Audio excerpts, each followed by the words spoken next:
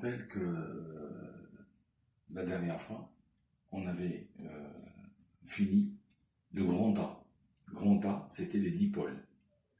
On a défini ce que ça veut dire un dipôle. On a donné quelques exemples de dipôles avec leur dessin et leur schéma équivalent ou schéma normalisé. D'accord? Maintenant, on va passer au grand B. Grand B, c'est-à-dire les circuits électriques. On va définir ce que c'est qu'un circuit électrique. Qu'est-ce qu'un circuit électrique?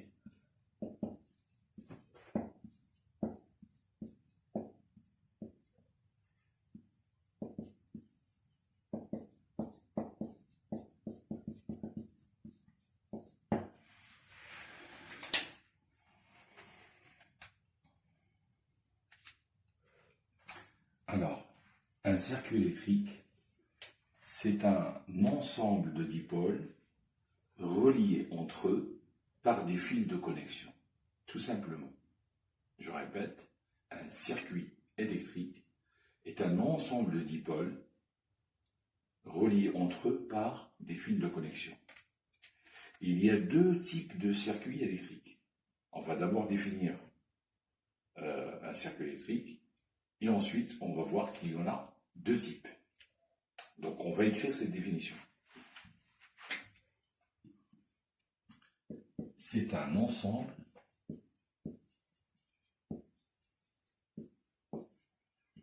de dipôles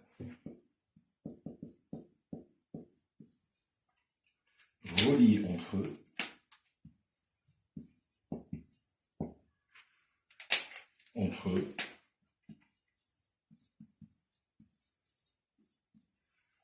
par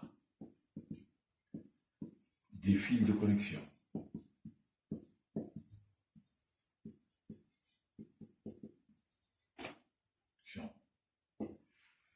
Voilà ce que c'est qu'un circuit électrique.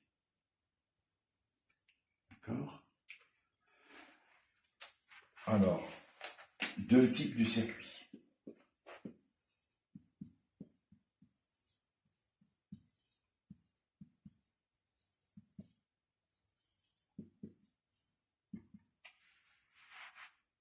Alors, petit a, circuit en série.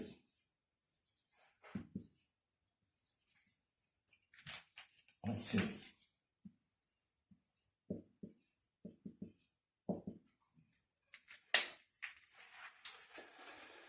Alors, on va définir ce que c'est qu'un circuit en série. Un circuit en série est un circuit qui ne forme qu'une seule boucle. Qu'est-ce que ça veut dire, une boucle? En fait, une boucle, c'est le trajet du courant électrique quand il va partir de la pile, il va traverser les fils de connexion, il va traverser tous les dipôles du circuit et il va revenir vers la pile. En fait, le courant électrique, quand il fait tout ce chemin-là, ce trajet, eh bien, si on trace le trajet du courant électrique, eh bien, ça s'appelle une boucle. Donc, dans un circuit où il y a une seule boucle, on l'appelle un circuit en série, tout simplement. D'accord? On va donner quelques exemples. Donc, je vais effacer le haut du tableau et je vais vous donner quelques exemples.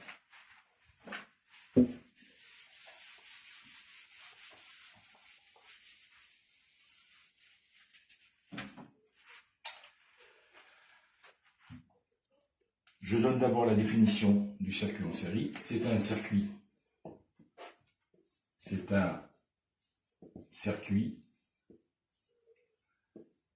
qui forme une seule boucle. Une seule boucle de courant.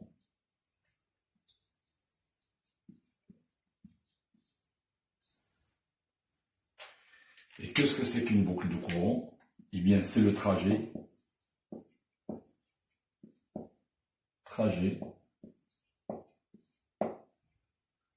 du courant électrique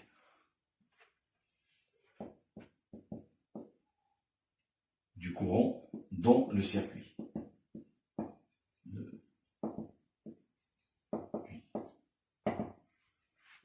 On va donner des exemples.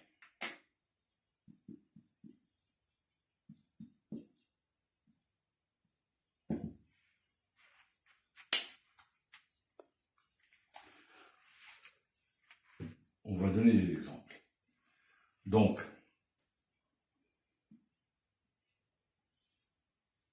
une pile, une lampe,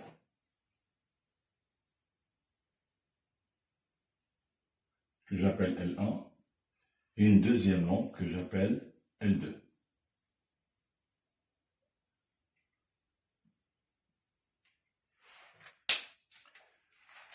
Donc j'ai une pile, j'ai une lampe L1 et une lampe L2 que j'ai disposées de cette façon-là. Donc pour constituer un circuit électrique, il faut relier ces dipôles, il y en a 3, entre eux par des fils de connexion, comme on l'a défini précédemment. Donc je prends des fils de connexion, je mets un fil 1, un fil 2 et un fil 3. Donc je vais noter fil 1, comme ça vous savez que c'est un fil 2 et fil 3. Donc, le courant électrique va partir de là, il va faire tout ça. Il va traverser tout le circuit, il va faire ça. Donc ceci est une boucle de courant. Et une boucle de courant.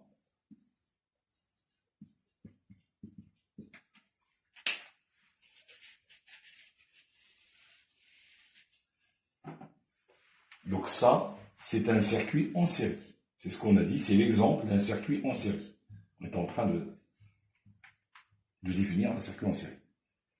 Le courant part de la pile, il va traverser le fil de connexion, il va traverser la lampe L1, il va traverser le fil 2, il va traverser la lampe L2, il va traverser le fil 3, il va revenir à la pile et il repart. Donc ce trajet-là, d'accord, point de départ, point d'arrivée, donc ça s'appelle une seule boucle. C'est un circuit en série. Deuxième type de circuit. Alors le deuxième type de circuit, ça s'appelle un circuit en dérivation. D'accord? Dans un circuit en dérivation, il y a plus d'une boucle. Il peut y en avoir 2 boucles, ou 3, ou 4, ou 5, etc. Donc ça s'appelle un circuit en dérivation et on va en donner un exemple. Donc, circuit en dérivation.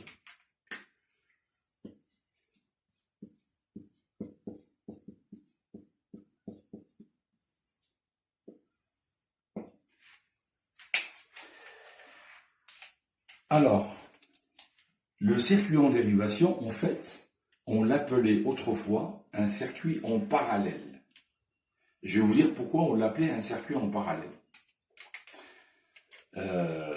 Parce que on va dessiner, par exemple, 3 droites parallèles. Et sur cette droite parallèle, on va dessiner un ou plusieurs dipôles. D'accord? Je vais vous montrer ça au tableau et vous allez vite comprendre que dans un tel circuit, il va y avoir plus d'une boucle. D'accord? Allons-y. Je vais effacer le tableau ici. Et je vais mettre exemple. Exemple.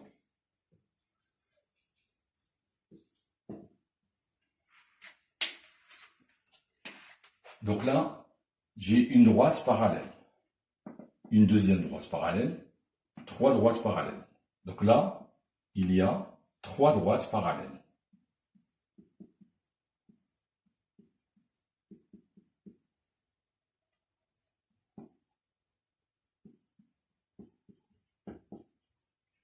D'accord? Donc, je vais placer, par exemple, sur cette droite-là, je vais placer une pile. sur celle-ci, je vais placer une lampe.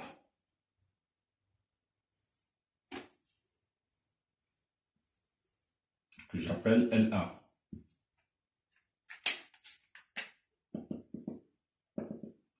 Et sur celle-là, je vais placer une autre lampe que je vais appeler L2. L2. Alors en fait, j'ai bien 3 droites parallèles. Je peux en avoir 4 ou plus, 3 droites parallèles. Et sur chaque droite, je peux mettre un dipôle ou plusieurs dipôles. J'aurais pu mettre une pile, une lampe, une autre lampe, etc. Mais bon, dans un schéma plus simple, on va simplifier, eh bien, dans un schéma plus simple, je vais mettre que un dipôle par droite. Un dipôle ici, un dipôle là, un dipôle là. En fait, je vais relier ces dipôles de cette manière-là. Donc, je vais prendre un fil 1, je mets un fil 1 ici, fil 1. Je mets un autre fil ici, fil 2. Je vais mettre un fil ici, fil 3. Et je vais mettre un fil ici, fil 4. En fait, le courant électrique, ici, il va donc parcourir la pile, il va faire ça, il va passer ici, d'accord? Voici une boucle, et il va passer ici. Deuxième boucle, d'accord? Donc ici, je vais mettre une légende, d'accord? Là, ici, il y a, combien de boucles on a dit? Il y a 2 boucles. 2 boucles de courant.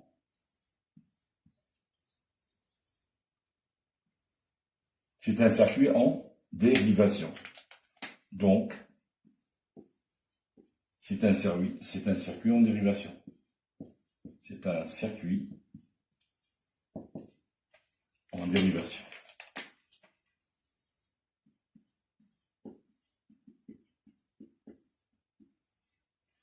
Voilà. La première boucle, elle est là. Le courant sort de la pile, il va allumer la lampe L1. La deuxième boucle, elle est comme ça. Le courant sort d'ici, il va allumer la deuxième lampe. En fait, le courant qui sort ici, qu'est-ce qu'il fait? En même temps, il va desservir la lampe L1 et la L2. C'est-à-dire, il va se partager soit en 2 parties égales, soit en 2 parties qui ne sont pas égales. Il va y avoir une quantité d'électricité qui va partir là, et une autre quantité d'électricité qui va partir ici. Donc, ce courant électrique va se partager sur les 2 lampes, d'où les 2 boucles.